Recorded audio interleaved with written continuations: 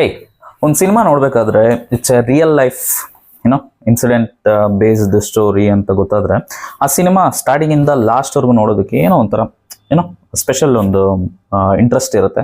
Because it's fictional ಅಲ್ಲ, real ಲೈಫಲ್ಲಿ ಏನು ನಡೆದಿದೆಯೋ ಅದನ್ನ ಒಂದು ಸಿನಿಮಾ ಮಾಡಿದ್ದಾರೆ ಅಂತ ಹೇಳಿದ್ರೆ it's very very good movie ಅಂತ ಅನ್ಸುತ್ತೆ ನನಗೆ. ಸ್ಪೆಷಲಿ ನನಗೆ ಅಂಥ ಸಿನಿಮಾ ನೋಡೋದಕ್ಕೆ ಇಷ್ಟ ಆಗುತ್ತೆ.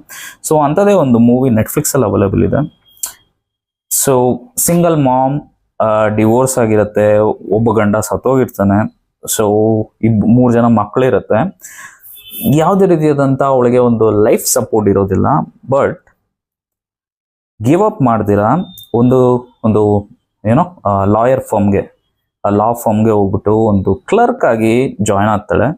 ಜಾಯ್ನ್ ಆಗಿ ಒಂದು ಕೇಸ್ನ ತಗೊಂಡು ಆ ಕೇಸ್ನ ತನಗೆ ತಾನೇ ಇನ್ವೆಸ್ಟಿಗೇಷನ್ ಮಾಡಿ ಅದ್ರ ಬೇಕಾದಂಥ ಒಂದು ಎವಿಡೆನ್ಸ್ನ ಕಲೆಕ್ಟ್ ಮಾಡಿಕೊಂಡು ತನ್ನ ಬಾಸ್ಗೆ ಹೋಗ್ಬಿಟ್ಟು ಇದ್ರ ಡೀಟೇಲ್ಡ್ ಆಗಿ ಒಂದು ಪಿಚ್ ಕೊಡ್ತಾಳೆ.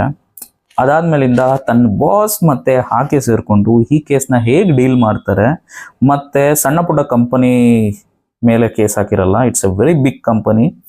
ರಿಯಲ್ ಲೈಫಲ್ಲಿ ಆದಂತಹ ಈ ಘಟನೆ ಅಮೇರಿಕಾದಲ್ಲೇ ಏನು ಹೇಳ್ತಾರೆ, ನಷ್ಟ ಪರಿಹಾರ ಕೊಡಿಸದಂತ ಒಂದು ಬಿಗ್ಗೆಸ್ಟ್ ಅಮೌಂಟ್ ನಷ್ಟ ಪರಿಹಾರ ಕೊಡಿಸದಂತ ಕೇಸ್ ಅಂತ ಹೇಳಿದ್ರೆ ದಿಸ್ ಹೆರಿನ್ ಬ್ರಾಕ್ವಿಚ್ ಕೇಸ್ನ ಏನು ಲೀಡ್ ಮಾಡ್ತಾರೆ.